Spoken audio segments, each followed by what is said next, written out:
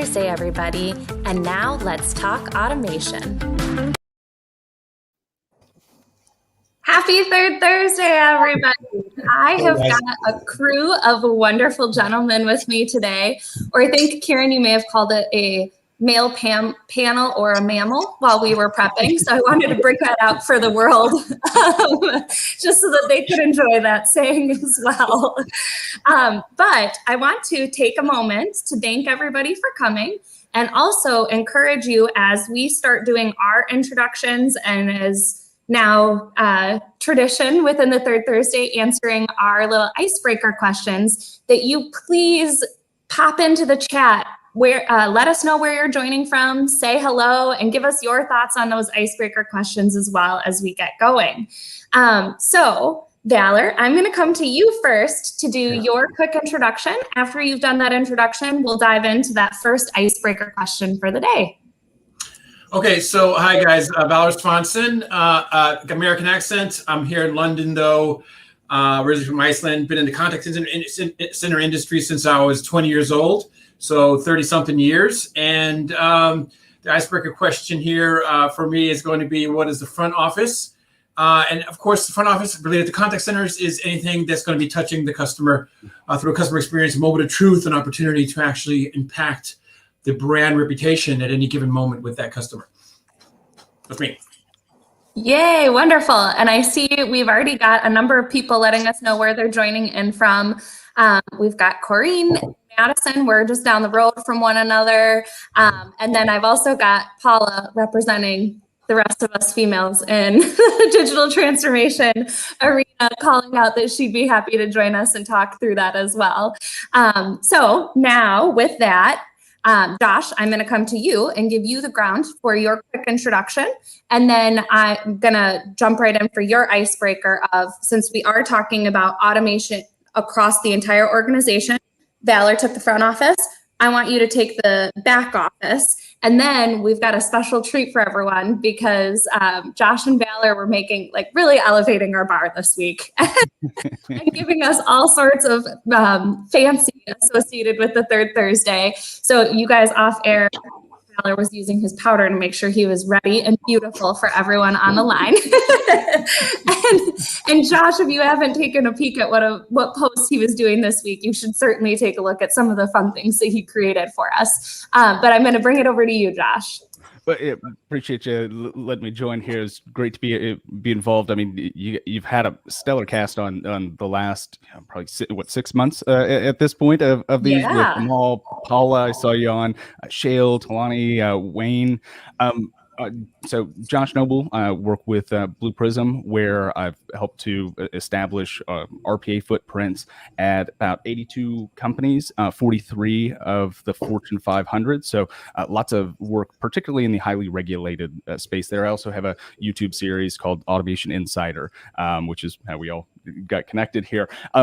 So what is back office? Very simply, processes that are done internally to an organization. We'll keep it as straightforward as that. Get a little more broad, but I actually got something a little more special specifically for you, Emma. Is that based off of Kieran's record button sign in the background? We started dabbling around with this thing that I was making over the weekend, but took it a little bit further and really rounded it out.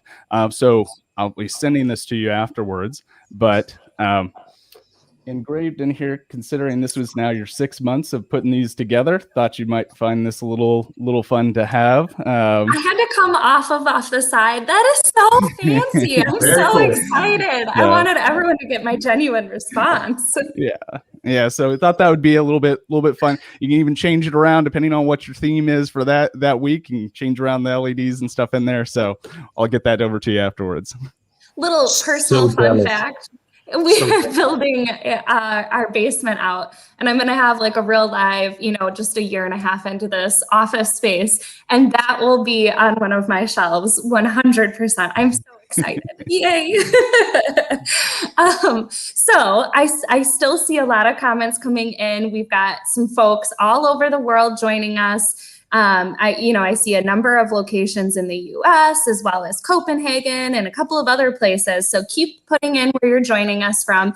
And this icebreaker that, of course, I'm giving Kieran, the hard one here, is defining what we mean when we talk about the middle office. So Kieran, I'm going to come to you. I don't know if you need much of an introduction at this point. Now that we are 6 months in, I feel like people are pretty familiar with us. But I want you to share a little bit about yourself and then help define that middle office. And this was one that we were kind of going around the room during our prep session because it's not as typical of a term. So if you've got a different definition or a different way of thinking about this, put it into the comments while Kieran's talking as well.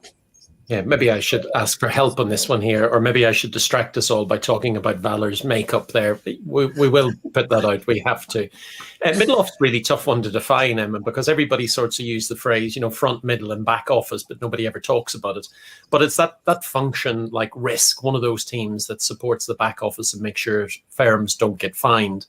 And therefore, if we're talking about automation, and remember, we'll get to this a little bit later on, we're talking about the value of automation, which is the transfer of data around organizations, then one part we cannot miss out is that middle office piece. Let's dig into it a little bit later on when we get to data, but there isn't masses there. It kind of gets caught between the front and the back, but there is some areas where you should be automating. And if you want to make decisions across an organization, you need to see data from the front of the process right to the middle. Might be easier explaining Middle Earth, or again, it might be easier if Josh built something live to explain it, but we'll keep at it for the next while anyway. If you don't understand that reference to the Middle Earth, go to the post that I put on the event page before we started the live stream. I put a couple of links in there to some of the other fun things that Josh contributed to our prep for this event today.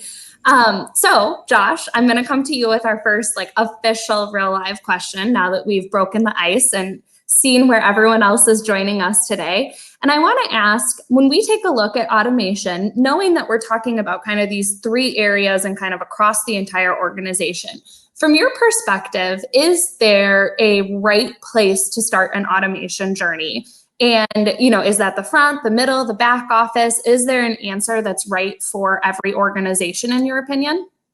And I think Valur and I were chatting about this last week to make sure it came to a bit of a consensus. And I think the answer is that it's really different teams that are starting out. You're starting with very different initial budgets, very different initial sponsors.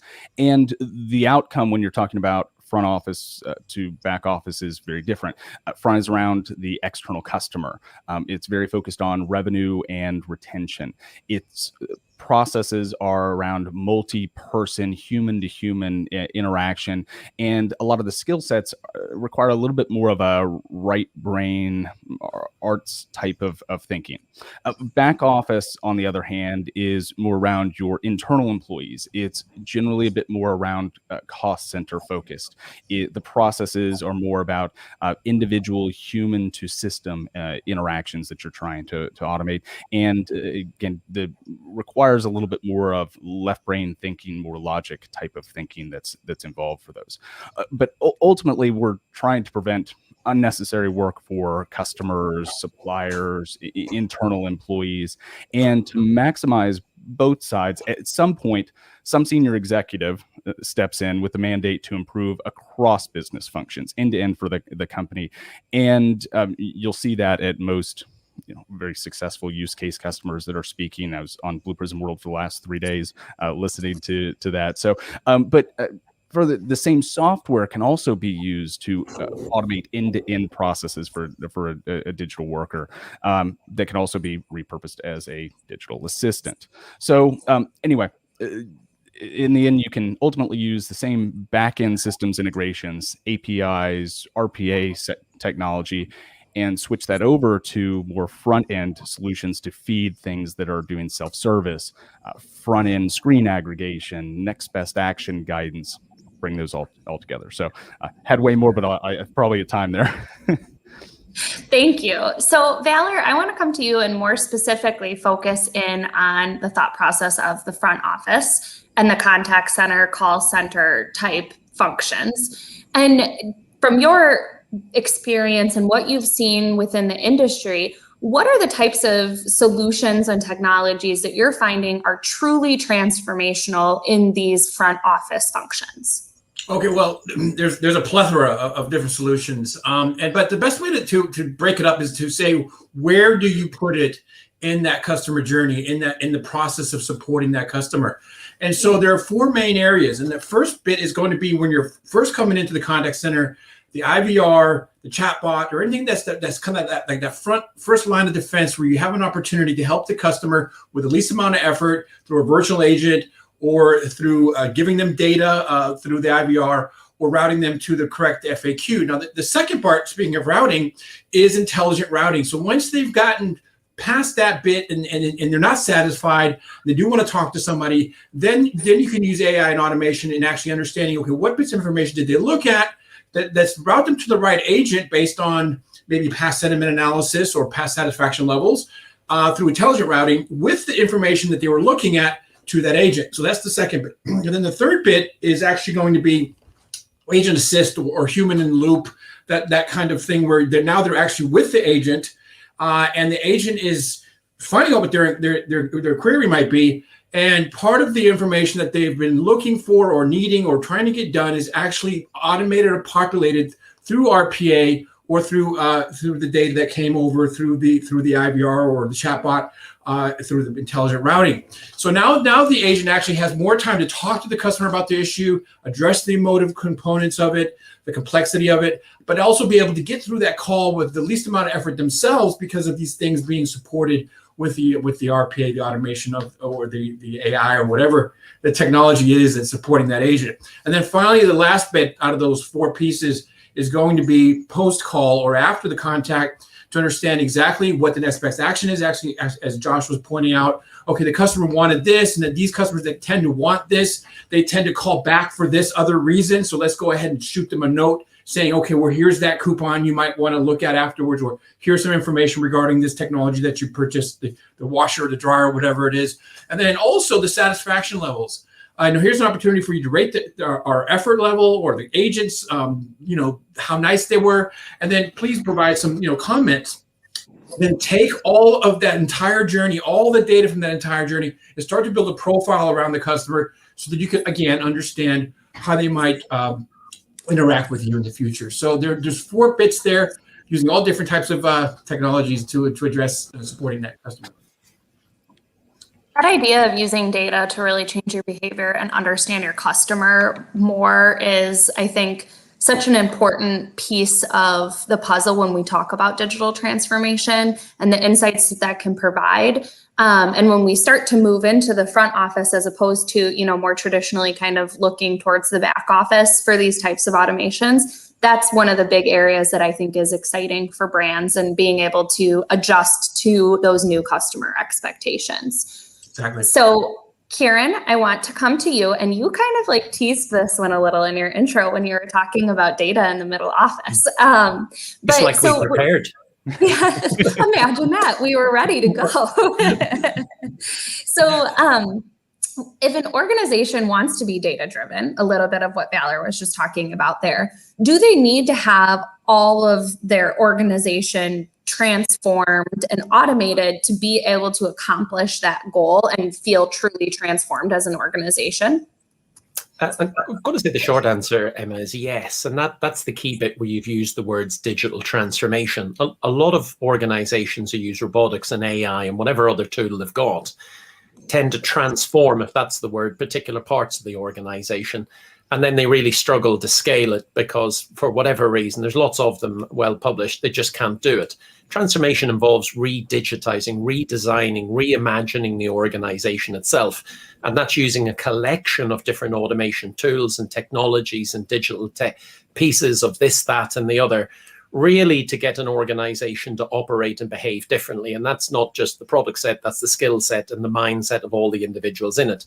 To be truly data-driven, you need the hindsight, you need the foresight, and you need the insight behind all of the things that are happening in the organization. You don't want to deal with a partial answer. You don't want to deal with, part of the equation. And therefore, yes, I would say that you do need to transform the entire organization to get all of the information, i.e. the data that is, when people have described it as the new gold, from the beginning of the process to the middle of the process to the end of the process to make a complete decision. If you're not doing that, then you will always have an incomplete decision regardless of what way you look at it. So yes is the short answer. Data from beginning, middle, and end. I'm impressed that you said process that many times in a row without getting tongue-tied.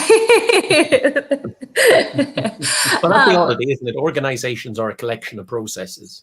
When you look at it, we don't really have a data strategy or an automation strategy of processes, and then you're transferring things in between those processes, usually data.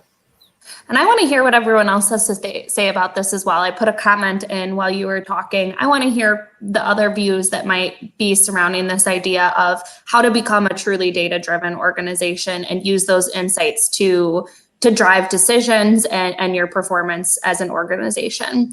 And while I see some of those popping in right now, but while we are looking at what the group is saying in the comments from that standpoint, I do want to take a little bit of a different lens to this idea. And, we're talking about automation, and certainly within this group, and, Josh, you mentioned in your introduction that you work with a lot of heavily compliant organizations. And I want to touch on this idea of compliance a little. And I'm going to come to you, Valur, first to talk about how automating the front office processes can support compliance within your organization from that lens.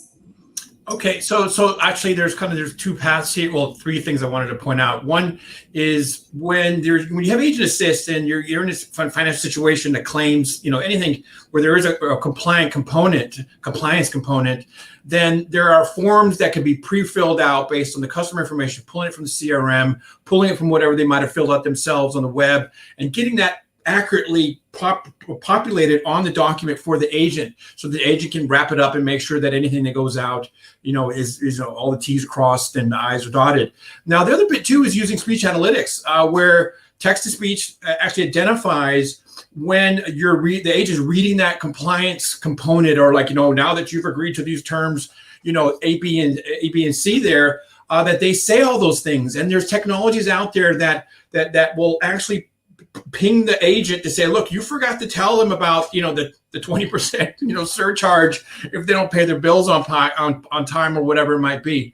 So there's huge opportunity for things to get populated correctly every single time, because you don't want any errors in there, and also to remind the agent that, you needed to say these things, and this call is not going any further unless these things are said. One other thing regarding compliance, I just kind of wanted to point out, especially here in Europe, is where you're actually looking for vulnerable people, and so using speech analytics and contact analytics, and actually identifying if your company is compliant in the sense of identifying that this person said, "Oh, I'm really sad. I haven't talked to anybody in 10 months, and I can't pay my bills." And this rope is looking really appealing to me. As soon as these things are said, popping that up as a vulnerable customer, and make sure you're compliant and getting that customer the help that they need from that standpoint as well, which is another area of compliance that is not talked about that much. I think that the idea that we're getting to the point where our forgetfulness as humans can be augmented and supported with these types of technologies to make sure that we are staying compliant is so huge. But I also really like that you brought up that last idea of how, and I think that is a wonderful example of how these types of technologies can in fact make us more human in the work that we're doing, because it's helping us identify someone that might be at risk, helping those call center folks be more empathetic and have the room to actually help those customers in a capacity that only humans can. And so exactly. And just real quick on that note, specifically here in the UK, it's a legal requirement to point out that Johnny is sounding a little bit like he's going to jump off his rooftop here. I have to legally let somebody know that, and so you can use these technologies now to identify that person a lot more than maybe if an agent is having a grumpy day and doesn't care. So it's really important. Yeah. So Josh, I want to come to you then with that lens of working in highly compliant organizations and maybe stepping away from the front office, and you can certainly touch on that if you'd like, but looking at how we can support compliance with digital transformation across the entire organization. Yeah, so you and I have a 20-minute video on life sciences that I'm sure we can get over to everybody watching. That any conversation about life sciences, pharmaceuticals, it's heavily into the compliance space. Also, Raytheon was speaking about ITAR yesterday at Blue Prism World, and Valur has videos out on his life size series about compliance in the cloud that may be worth checking out as well. If I kind of merge the contact center lens into this, bring that with back office, there's kind of two angles that come to mind. Valur actually hit on both of these in a little bit of a way. First, you can take kind of the big brother approach of, say, tracking agent interactions, but that can be done with the goal of adhering to governance and policies. Or you could take an example like from the pharmaceutical industry, where you can use that tracking around, say, natural language processing to identify key phrases. Sometimes that might be specifically for the call for help type of situation, but it also can be analyzing things like adverse event flags, adverse event tracking that otherwise an agent would have to be scrutinizing every single word on a call, on a conversation to find all of those, versus necessarily having a human interaction. We can have software that's helping to monitor that. On the other side, only presenting field agents with information that they should care about is a big area. We do that with AWS. We do that with Service Assist, with the goal of eliminating noise to agents in the first place. But from a compliance perspective, it's great we keep everybody focused on the right information, the right relevant screens. But from a compliance perspective, this also blocks out potentially sensitive data. I mean, if a customer is calling about their latest health insurance claim, we probably don't need the agent to see that that person was prescribed a medical grade antiperspirant back in 2010. It's just unnecessary information that could potentially get us into trouble, particularly when we think about kind of water cooler talk after the fact, which inevitably happens. So anyway, a couple examples for you. Great, thank you. And I did put in the chat the video that you referenced. And I was feverishly looking because I wanted to highlight it as well in the chat, and it will be in there. The conversation that Karen and Valur had that kind of goes a level deeper into what we're discussing today as well. So keep an eye on the chat if you want more of these wonderful guests, because we have further conversations as well. So Josh, I'm going to come to you with another question. And so if we're looking at the goal of automating routine across the entire organization, I touched on this idea a moment ago when we were talking about using automation as an opportunity for people to be more human in their work. I want to pick your brain a little bit on what you believe once we've fully automated the organization, what is left for the humans that are within the organization, and what types of skill sets should we be working towards to help make us effective in kind of the new phase of work? So I don't think we're ever going to get to the point where we've just completely, automated every routine task out of the enterprise. But let's play out that scenario by kind of looking back, say 20,000 years or so. We look at, say, innovations like pottery that changed humans from having to do jobs where they were constantly foraging and able to move to things like agriculture. And prior to early automations, like an irrigation system, if you think about that as an automation, we had to spend all of our time and energy just doing work, foraging, hunting, just to stay alive. And technology gave us the time and availability to develop art, mathematics, higher sciences, social organization. And if you move forward to additional automations like the windmill, the printing press, the personal computer, automation gives us more time to do higher level work instead of just scrambling to survive. And over in the workplace, we see the same thing. I mean, I don't think most people signed up for their job to act like a human photocopier, duplicating data into various different systems. We do these things because our employers need them, because they're necessary to survive, but kind of like our ancestors evolving and getting better tools that could take care of those things for us, we hopefully can, move on to better choices as we get rid of some of those rules and repetitive tasks out there. So our clinicians can spend more time being clinicians, being human with patients and not hands down in a keyboard. Or health claims agents can prioritize the human element of relieving concern on a call versus, again, focusing on average handling time. So anyway.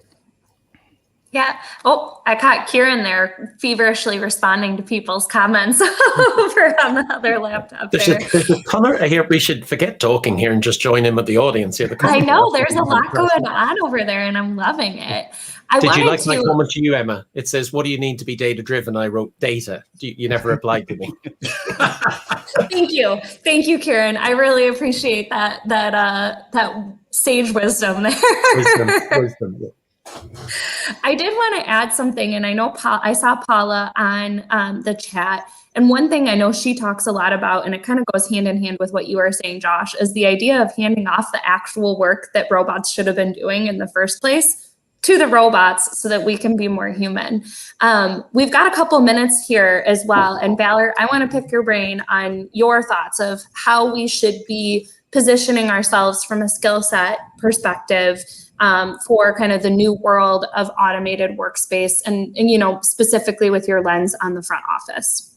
Well, it's a very, very good question, because what's going to happen with all these transactional calls being automated and a lot of the kind of like the grunt work or the pottery work, so to speak, as Josh was saying, being supported by the technologies, what's left over is a very emotive connection with that customer. So what's going to happen is we're going to have to upskill our agents. The leftover agents are going to be, very, very superior in their ability to connect with that customer, to connect at that emotional level, to be able to tease apart very complex situations. And not only that, but then at that point, come up with mechanisms and systems where you're taking the teasing apart of the complexity whilst diffusing the emotive aspect of the contact, and then feeding that back into a feedback loop, or it's called black box thinking from the airlines, where you're taking that information and then using that to improve the processes, improve the automation, so that the customer doesn't get upset in the first place and have to call you. So you're not just having to placate the customer, but you're actually having to address the root cause, and that comes from upskilling your agents, even though you might have less because you've increased your capacity from these technologies. But these agents have to be upskilled, from an emotive standpoint and from a problem, root cause type of quality root cause type of training. And the last little bit on there as well is making sure that you're taking care of the health of the employees, much more so than we normally have been. And I talk about that in another video. So it's just going to be about the less agents that are higher skilled from an emotive standpoint. Wonderful. And I know we've got just a couple minutes here, so I'm going to throw you a challenge, Kieran, and you get 1 minute to answer this question. And I'm going to zoom you back out to the group and cut you off if I need to. What is your biggest thing that we should be focusing on to prepare ourselves for when we have reached that fully automated nirvana? Oh, God only knows. Retirement, maybe, and retirement early. That would be useful.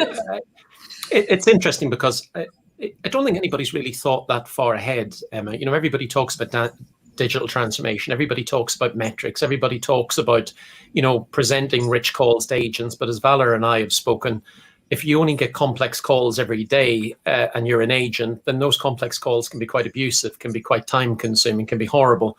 You're now working from home and all these calls are actually appearing in your home and you can't get away from it. Whereas before you could have walked out of the office, you could have left work behind. So I think it's something that nobody's really discussed or thought about in a great deal of detail. Maybe that's one of the conversations that we need to have. The future work, everybody says is now, or the future work is coming, but I wonder if we're going to get the future work that we actually want. Maybe the 2 or 3 or 4 day weeks, we're making fantastic amounts of money, and everybody's deliriously happy, but I don't think anybody's thought that far ahead, and therefore maybe that's the conversation we need to have very, very soon. Ooh, look at you dropping like that philosophical thought nugget right at the end of our discussion. I Very think deep, everybody very should deep. start that Drops discussion the and mic. keep it going. Yeah, exactly. Drop the mic there, Karen.